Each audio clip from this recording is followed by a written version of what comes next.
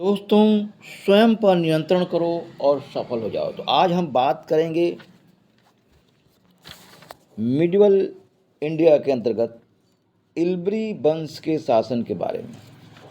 ऐबक वंश का शासन जैसे समाप्त हुआ, इल्बरी वंश का शासन शुरू हुआ, यानी इसको इल्तुतमिश ने शुरुआत किया। इल्तुतमिश ने शासन प्राप्त करने के बाद 40 जो गुलामों का एक गुट था उसको बनाया, जिसको कि चरगान के नाम से जाना जाता है। एक प्रश्न आ सकता है कि वह शासन से पहले कहाँ का शासक था? तो वह एक तरह से बदायूं का राज्यपाल था।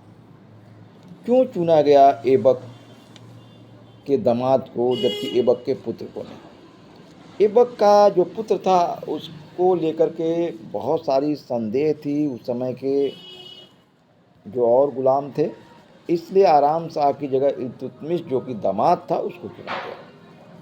अब मैं बात करूंगा कि उसके परम मित्र कौन थे। शाह तुर्कान जो अन्य लोग थे उसके बहुत ही परम मित्र थे।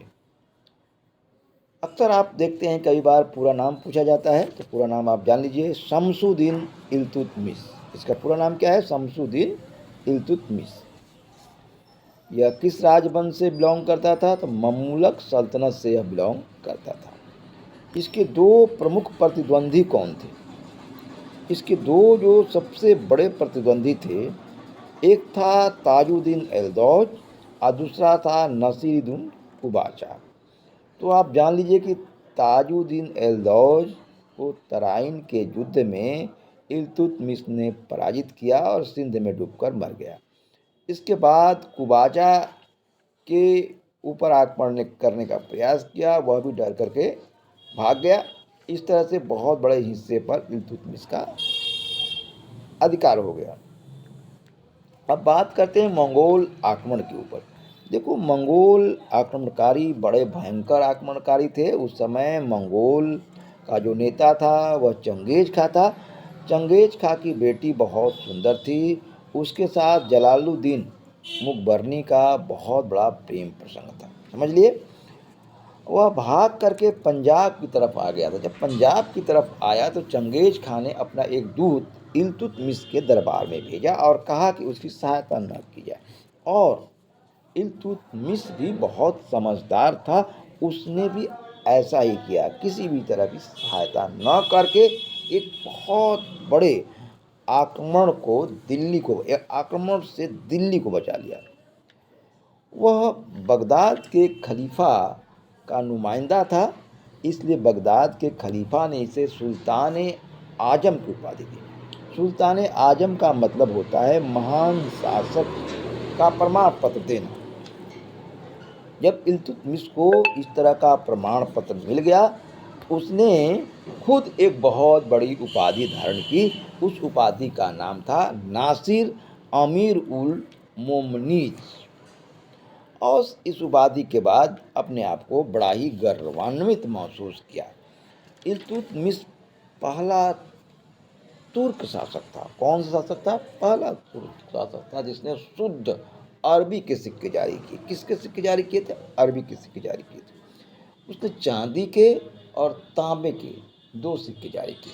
चांदी का जो सिक्का था उसको टका कहा गया और तांबे का जो सिक्का था उसको जीतल कहा गया। एक बड़ी बात तो जो है इल्तुतमिश ने की वह यह था, उसने अपनी राजधानी लाहौर के बदले दिल्ली में रखा। देखिए, अब सोचिए जरा कि इसकी मृत्यु कैसे हुई। तो मृत्यु के संबंध में कहा जाता है कि जब इसने अफगानिस्तान के बामियान पर आक्रमण किया, वही बामियान जहाँ पर बुद्ध की सबसे बड़ी संसार की मूर्ति थी, जिसे कि तालिबानियों ने ध्वस्त कर दिया और उसने एक बहुत बड़ी विरासत का नुकसान किया। तो बामियान आक्रमण के समय यह बीमार पड़ गया और उस बीमारी के वजह से इसकी मृत्यु हो गई 30 अप्रैल 1236 को। अपनी मृत्युशैया के पर पड़े हुए उसने अपने बेटों में किसी को योग्य नहीं पाया और अंत में अपनी बेटी रजिया सुल्तान को अपना उत्तराधिकार नियुक्त किया। एक प्रश्न आता है कि अवध में इल्तुतमिश के समय में कौन सा विद्रोह हुआ था? तो उस समय पृथु लोगों का विद्रोह हुआ था। मुझे पूरा उम्मीद है कि आपको एक एक बात समझ में आ गई होगी, और अगर फिर भी कोई समस्या हो तो आप ज़रूर लिखें। मैं आपसे यही चाहूँगा कि आप नए हैं तो मेरे चैनल को सब्सक्राइब ज़रूर कर लें। Thanks for watching.